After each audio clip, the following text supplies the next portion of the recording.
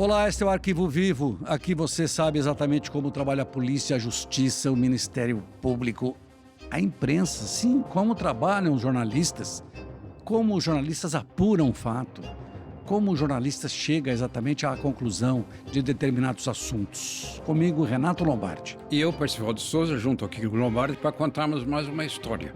E essa começa de maneira intrigante, porque o início desse caso começa, Lombardi, com um saco de lixo. Quem diria, hein? Você na investigação precisa prestar atenção em todos os detalhes, inclusive aqueles que parecem insignificantes. Foi o que aconteceu nesse caso. Exatamente. A gente vai falar de um médico, pediatra, ucraniano naturalizado brasileiro, conceituado, que atendia crianças de 8 a 13 anos. Nós vamos falar de Eugênio Shipkevich. Ele hoje tem 68 anos. E nós vamos nos remeter ao ano de 2002, ao mês de março, como diz o Percival, tudo começando dentro de uma caçamba. Uma pessoa afeita exatamente a esse material de filmagem estava fuçando numa caçamba e encontrou fitas, várias fitas. E essas fitas acabaram sendo entregues a um comunicador, ao Ratinho. E daí? Daí que, aliás, quem encontrou, é um homem curioso, estava fazendo reparos numa linha telefônica, estranhou que o saco tinha um grande volume, um saco plástico, ao lado exatamente da caçamba. Então ele achou o saco, abriu, viu que lá dentro haviam várias fitas que eram características de algo que tinha sido gravado. Então ele ficou curioso, levou para casa. A intenção dele, quer dizer, vou ver o que tem essas fitas e ver se dá para aproveitá-las. E ao examinar o conteúdo dessas fitas, Lombardi, o que ele achou? Pois é, ele encontrou cenas deprimentes, cenas em que o médico Eugênio, ele mexia com os garotos, tinha cena de sexo com os garotos, só que os garotos estavam completamente dopados. Exatamente, pessoal, o médico, ele tinha uma clínica especializada no atendimento de adolescentes. E só meninos iam lá, só meninos, nessa faixa etária que você falou, de 8 até 13. E o que acontecia? Ele aplicava uma injeção que, na verdade, provoca um estado de dormência. Então as pessoas ficavam parcialmente ou totalmente inconscientes ou semi-inconscientes. Nessa situação, os meninos eram colocados sobre uma maca, despidos, e aí ele fazia o que jamais poderia fazer. Quer dizer, eram abusados. E o que acontece é que quando os meninos entravam, as crianças entravam na sala, ele dizia, olha, para os pais, para a mãe, geralmente a mãe mais que levava, só pode ficar aqui porque eu vou atender, que é melhor atender, porque a criança fica mais à vontade para conversar, para uma série de coisas, para eu poder examinar. Ninguém vai pensar exatamente que seu filho está sendo atendido por um médico pediatra e está sendo abusado. Então, vira e mexe, tem notícias de pessoas que são abusadas no consultório. Por isso mesmo, e esse médico aí, Eugênio, você vê que nessa situação passaram dezenas, Lombardi, dezenas de meninos. Quer dizer, você veja que situação sinistra, né? A mãe esperando na sala de espera, o menino lá dentro sendo dopado e abusado. E foram muitos casos. Aí o técnico em telefonia que descobriu as fitas, ele viu as fitas, levou num programa de TV, mas também levou a polícia. Aquelas cenas que não há o que discutir, quer dizer, uma imagem vale mais do que 1000 palavras. E aí começaram as investigações. Investigações tranquilas, porque estava tudo expresso ali no conteúdo das fitas. A prova material era indiscutível. Era grande, né? Então, aí a polícia começou a investigar, o médico foi ouvido num primeiro momento, claro que negou, Mas diante Tava as imagens, das imagens, eu lembro que na época o delegado disse o seguinte, pro advogado dele, que é um advogado super renomado e que pegou outros casos, inclusive pegou daquele médico que esquartejou a amante, disse para ele, olha, doutor, se você quiser entrar aqui, vamos assistir junto aqui. E assistiram juntos. É. E aí? E aí não há o que discutir, é insofismável. As provas são contundentes. E ele procurou se esquivar, mas não teve saída. Então as investigações foram conduzidas para apurar apenas detalhes de circunstâncias, mas o leque todo estava montado. Quer dizer, não houve nenhum motivo, nenhuma válvula de escape. No fundo, era um caso de pedofilia, uma pedofilia extrema, né? E com aquele requinte de que ele filmava tudo. O que significa isso em psiquiatria ou psicologia? Que ele é possuidor de um desejo incontrolável? Agora, ele como médico, como terapeuta, claro que ele sabia disso melhor do que ninguém. Então, se ele sabe que é portador de um distúrbio, de um impulso incontrolável, o que ele deveria fazer? Buscar tratamento, é lógico, um tratamento para ele mesmo. E foi o que ele nunca quis fazer. E tudo o que ele fez, Lombardi, tudo, foi absolutamente consciente. Ele estava absolutamente tranquilo em relação ao que queria fazer. Tanto que os meninos eram dopados, despidos e abusados, tudo em sequência. E o delegado, eu lembro que eu cobri todo o caso na época, trabalhava no jornal no Estadão, e o delegado perguntou para ele assim, que ele estava negando, a negativa de defesa. Aí falou, só queria entender uma coisa, por que o senhor jogou todas essas fitas cassetes fora numa caçamba de lixo? Que é estranho isso. Você podia ter feito o quê? Ter jogado num tanque, jogado gasolina, põe fogo, destrói tudo. Não. Ele falou, o senhor deixou ali para ser descoberto? Você é até ousado, Lombardi.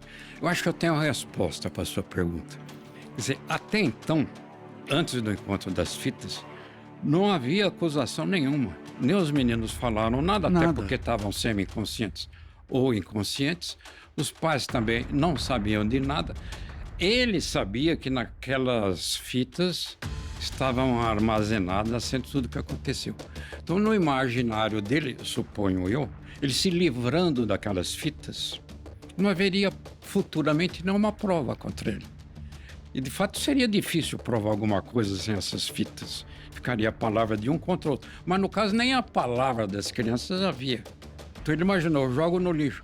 Agora, o incrível, uma certa infantilidade por parte dele, colocar tudo num saco e colocar isso praticamente à frente da porta da casa dele. Quer dizer, era o lixo da casa. É porque ele podia ter feito como fez a que matou o empresário japonês. O Matsunaga lá. Esquartejou, foi deixando um pedacinho em cada lugar. Tanto é que a polícia ia encontrando o corpo, os pedaços, mas não sabia de quem era. Exatamente. Até que achou a cabeça. Não, ele jogou tudo, fez tudo ali. E ele não teve uma explicação assim, nada, porque ele sempre negou. Aí, apesar da negativa, era uma negativa, depois se partiu um pouco para dizer, não, ele tem um problema muito sério de saúde, vai ser examinado pela psiquiatria, porque tem um desvio de conduta. Bom, desvio de conduta ele tinha, sem dúvida. Exatamente. Quer dizer, ele melhor do que ninguém, obviamente, sabia o que havia feito. Ele imaginou que, livrando-se dessas fitas, não haveria prova. Agora, aí também, além do imaginário, ele imaginou, também projetou uma investigação futura. Quer dizer, talvez isso seja investigado, talvez. E aí ele subestimou por completo a ação policial. E subestimar para ele custou muito caro. Custou muitos anos de cadeia. Pois é, custou para ele 114 anos de cadeia. Ele foi condenado a 114 anos. E aí, quando na cadeia, o que ele faz? pela lei das execuções penais. Ele começa tem bom comportamento, trabalha. E nesse tempo, a pena foi reduzida, em parte, abateu 4 anos na pena, porque ele trabalhou, estudou, né, 1.500 horas de estudo, prestou curso para o Enem. E desde uns anos para cá, os advogados dele vêm tentando que ele consiga uma progressão de pena para poder sair num regime semiaberto. Exatamente, que aliás é um benefício previsto pela Lei de Execuções Penais, que contempla exatamente quem cumpriu um determinado tempo da pena. E com outros benefícios acrescentados. Quer dizer, a leitura é premiada. O dia de trabalho abate 3 dias da pena. 3 dias abate 1 na pena. Então, diminui 3 anos. Isso. Então, essas circunstâncias o beneficiaram. A lei julga os episódios como este de uma maneira aritmética, Lombardi. Faz umas contas aritmeticamente falando. Não se avalia periculosidade, potencial ofensivo, risco para a sociedade. Não se pensa em momento algum para as vítimas, para os meninos, dezenas de meninos, seus pais, suas mães. Isso é totalmente ignorado. Aliás, as vítimas do nosso país, desgraçadamente, são sempre ignoradas.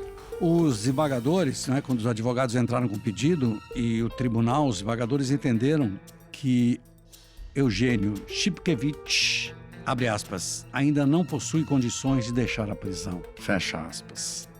Eu também faria isso. Eu, no caso dele, se eu sou o legislador com toda a lei aberta, eu aplico para ele a prisão perpétua. Eu não deixo esse sujeito sair nunca da cadeia. Sim, porque como você vai reparar um dano desse tipo?